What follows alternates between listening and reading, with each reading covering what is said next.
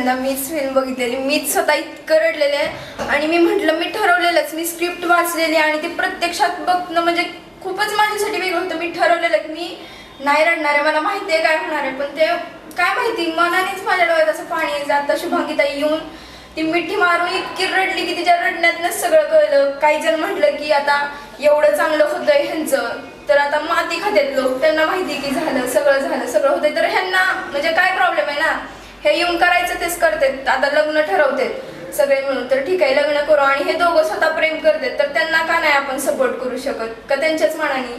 आणि हे शेवटी जे मारतात त्यांना हे खरंच प्रत्येक माणसाला खटकतं आणि प्रत्येक जण ह्याच्यावर रडतं येऊन. मी पण ज्यावेळेस फर्स्ट टाइम फिल्म बघितली होतं मी सुद्धा खूप भावूक झालो होतो. म्हणजे ज्यावेळेस बहुत होतं त्यावेळेस म्हणजे मला वाटलं नाही की आकाश येतं, म्हणजे मी त्याला परशात समजत होतो, परशान आरशीच येते असं समजून मी फिल्म बघत होतो.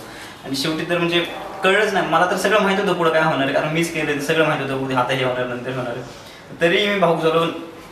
माझ्यासोबत म्हणजे जेवढे आता माझ्यासोबत बघितले फिल्म सगळेच रडले होते अक्षरशः, मला येऊन भेटत होते. अरे मला सांभाळा कोण, तरी मी नाही आता त्या परिस्थितीत नाही आहे, म्हणजे तुम्हाला काही मी हे करू शकेल. खरंच खूपच भावूक झालो होतो. Please subscribe and help us bring you more such videos. Thank you.